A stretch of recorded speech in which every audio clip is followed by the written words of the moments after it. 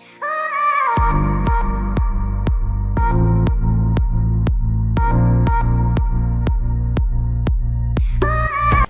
52 days any assembly Adamadrin so sa na manka emboa because coronavirus here be e was say yenso ye use your platform way na ye de kasa na Ghana phone ya etie ensemo a ekoso na etie for answer ye beto aso no ye one thing ema me subscribe na click notification bell on so we ye say latest news bi aba wonsa ebeka say Ghana for ankasa ye mu bi mo ye mpese coronavirus na ebeko say ye Ghana for ye mu bi minim say lack of education no say ensem na still wo monti asio say den yo ba say ye mu bi mo the entire America sir. I have seen a lot of reports me who ye kran me who be 5 or 6 getting to 10 of communities are wo mo asori tia aban embra aban aye wo mo adwen say wo mo the facility bia e wo sa community no e be isolation center. I have seen a lot. Pram tema me ankasa tema baby a me wo tema osofu titi ofe eye na dwen say wo I think wo facility bia na nka betumi aboa na ye dey isolation center wo ankasa na ye say wo dey ma ne community sorry asa ade no osofu ne ye na dwen say wo dey ye na wo dey aboa no community ne sorry asa wo mo mpene e ma ye mfa ho enye isolation endra obi say ne me report from I think a krobi so aye fe no se brofo akwa o se den wo mo asori a wo mo nso ka se wo mo ma aban embeye isolation center wo mo community ho endra TV3 fo nso e report here Cape Coast baby aye fe no more o se den je se o mo mpo de wo mo asori a wo mo kita India aban aye na dwen se school bi wo ho ye the school ni isolation center omo community no asori kita India any kontiba any ebo akọ school ni mu a wo mo ka se wo mo mpene ma yen fa ho enye community center a lot I can mention a lot. Ghana ye wo sports facility bi Ghana man sports facility bi wo pram almost here no so ye de be isolation pram for sorry ye ekọ ye demonstration say wo mo mpene share a lot of reporter eba. Now I feel say these acts of people from these communities no they actually not helping for us to fight coronavirus no they enter na make us some crofo we dia womo ye no almost say yare no it is far from them womo adwen mu no almost say the facility be e won the community isolation center. You better kofa will be fufro efi baby near the naba betina isolation center nimu. But you see, what they are not getting is say the facility be our community isolation center. Yeah, for the fact say ya really be about community nimu. Wo benya ya no near the omo akosa isolation center no. Iti ye ya mamu amu. Bankofu we 3 mu mo say oh ebia ye de pram the community be isolation center ubo say ni bako na ebia ye betumi akofa na efi northern region near the na betina ho dabi. If they are using pram facility for isolation center, it's for the whole pram community. Say pram ho no wo bi enya yare na yan person ni bako no be ko echi nti no ni ama ni bako no akosa isolation center na wo pram ho no, and it will help because the family will still keep in touch. Imagine say bia ye fa obi enya yare no e wona vrongo na ya fa ni pakono e de na bakuma say how do you expect the family to keep in touch? Abanya nsemu no e na we hu ne say wo bepe ana wo be identify some institutions bi a ewo communities bi a sisi a yen yusu because and that ne kind say secondary school e wo kuro bi aso a lot of the major cities will be our secondary schools. Abaya na just say what the secondary school no baby isolation center a black community nankasa. But look at what we are seeing now.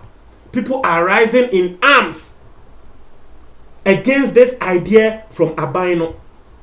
Yansu ni ebe fechi yare no na ekosro na nkrofo nya yaresa anase aban betrel say isolation centers na ye de ato wama nkrofo no ayema sisi ayentumi isolate bioma one na obeso wieti aban say ne aban de wo ye na nye meanwhile abaye na dwen say wo use facility na wo area na dia ye isolation center no se won pene nipa kwa wafa your friends say kontiba wafa kontiba a wode kono wonim say yare ne be no na ko wono no nya yare no ene ye ka say ye de no sa school na e won community no ne ye na isolation center ubo se nanka eno no won go fa kontiba say won pini o se nebusieni bi ene nya yare na ubo se ne de obepene say yemfa eho no enye isolation center.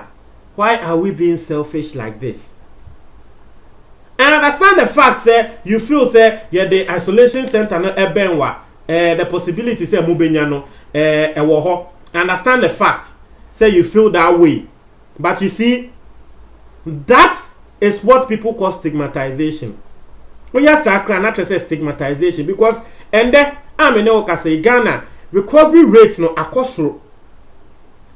And there omo announce say nkrofo 17 nko a na yare na efi omo so e wo Ghana ha sei nkrofo 17 na omo wo yare no yare na efi omo so na sa nkrofo 17 ne omo nko a nkrofo 66 be nso wo ho a sisi a ye omo first test no ye hu say they are negative na yare no say na yete ne say nhoto ne ye first test na ye hu say wo ye negative a by protocol demands no e wo say ye san so ye second test nti ye second test ne hu ne say yes we negative and after say ya we need say a feels rokra inti nkrofo 17 ya yo mo first test and second test ani na no they are negative test wo mo dey efiri omo so kra nkrofo 66 aka ya yo mo first test aba negative ya sanso be yo mo second test inti aba negative a omo so ye be clear omo say wo mo a recover from ya we no inti obi be bisa say inti aba ne say na Ghana nko a ye recovery rate no e kosoro sa. The experts no can say early detection and recovery rate no air cosro. So what detect ya we na ntemo a ema utumi so ano. O detecting ntemo a utumi so ano. And you see, the way you don't want the government to use the facilities in your communities for isolation center ninti. Ubon so wobinya ya we na tra won ba bonten stigmatization. Papa bia wonya yawe no ewotema. He was one of the first Ghana.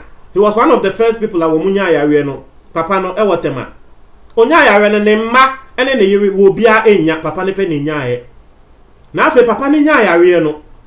Utie nkomo a omko interview ne yere TV3 for eko interview ne yere. Na wotie nkomo na ne yere dia enye easy.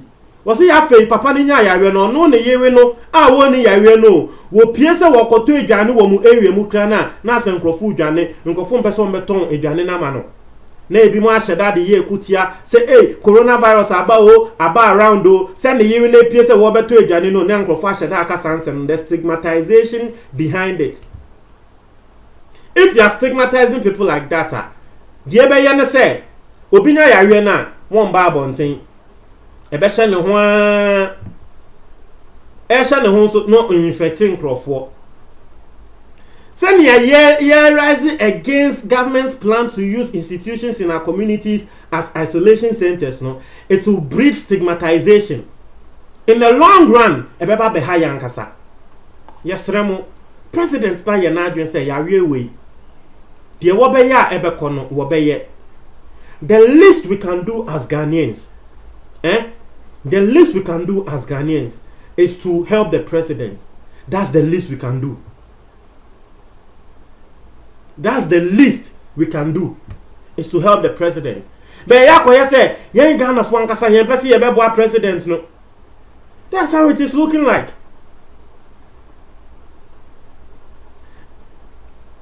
Ya say yen pese ye bebo president no. Achina ni Eko Beach. And that near ya rise say yen penima mumfa higher isolation center. Yeah, Bishop Titi affair there no. Oh yeah, no sir. You see, what Babon thing ebeka say isolation center na community no yes a woman penny no. And na what wrong krata say almost a woman penny a. Enya hwe.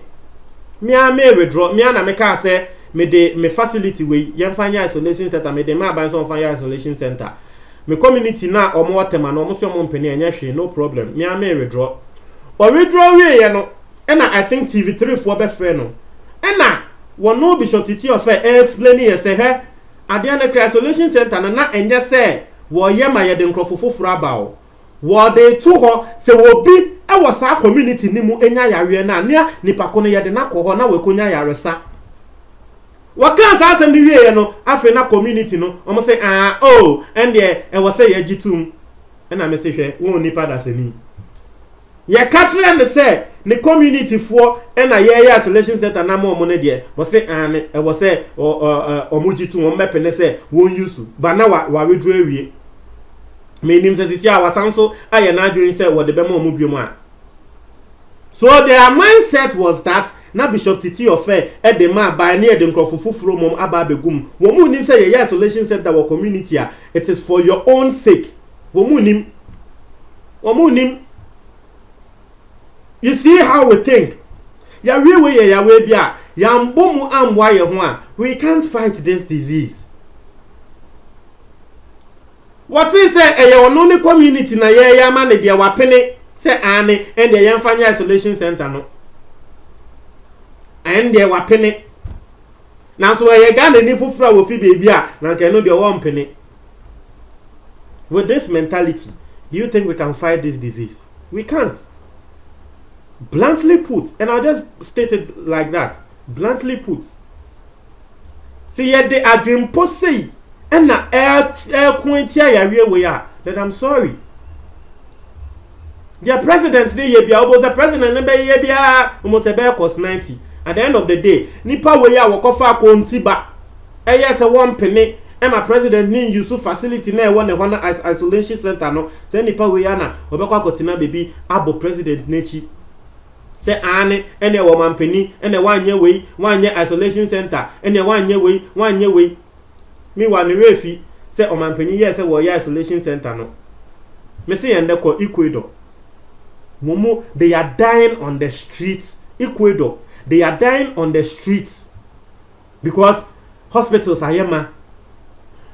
Baby a yebe sie nkrofo kra yema. Isolation centers eni ho. Nti nkrofo egugu wo kwan ne so by heart.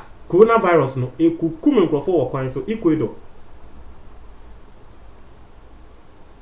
And you don't want that to come to Ghana. But ya say Ghana ya so odin. The part nkrofo bi enam so ema ende yare no ate se ewo wo mukurom no ya say that same foot part na Ghana ye nam so ye ka muntie ah unche ma jo comment box me tie for me da say